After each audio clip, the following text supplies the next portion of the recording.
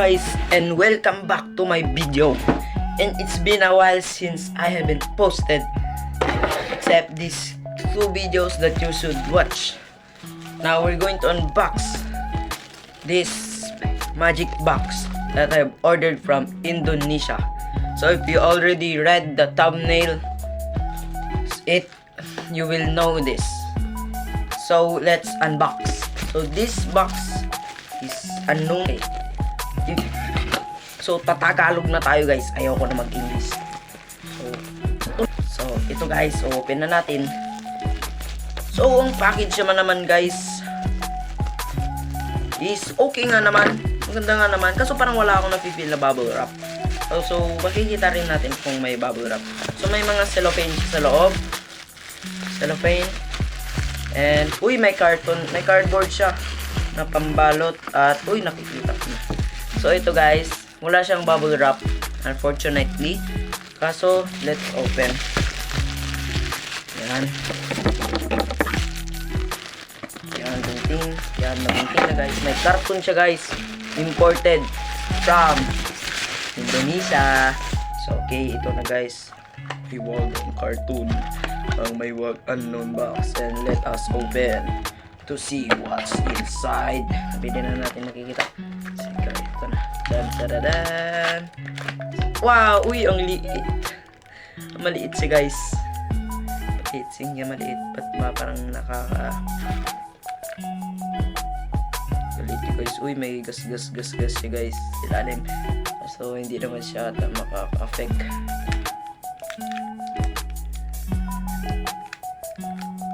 Nagasgas. Kanting gasgas.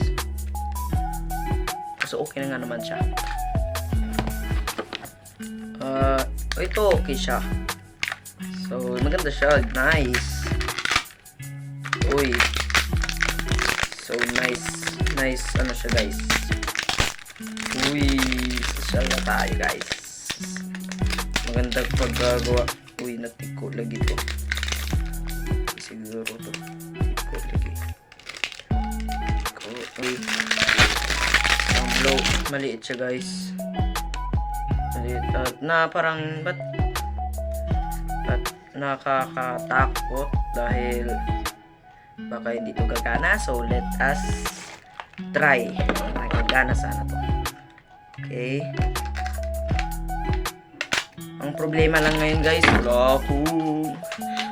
wala akong ano tawag nun? Wala akong driver. So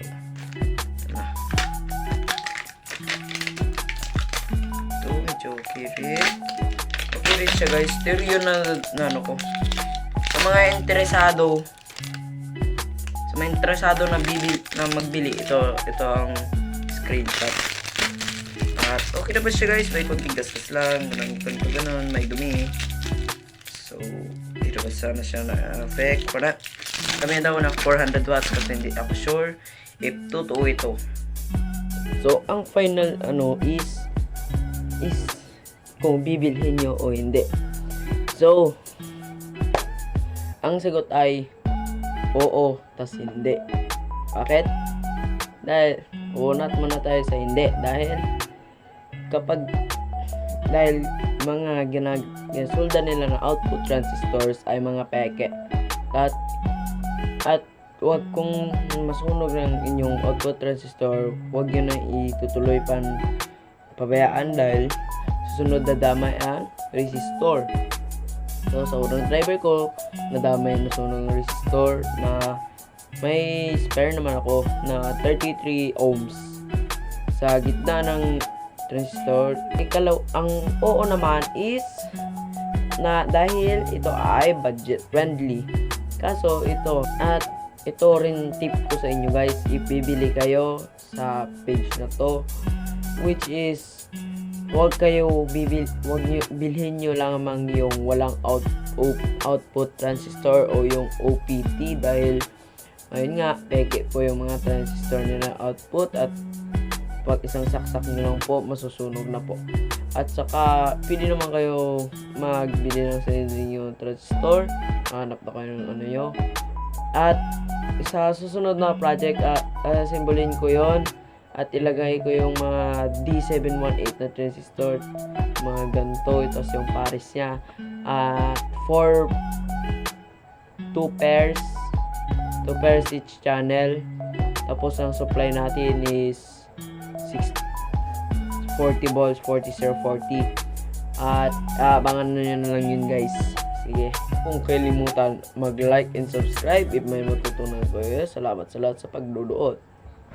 Bye bye.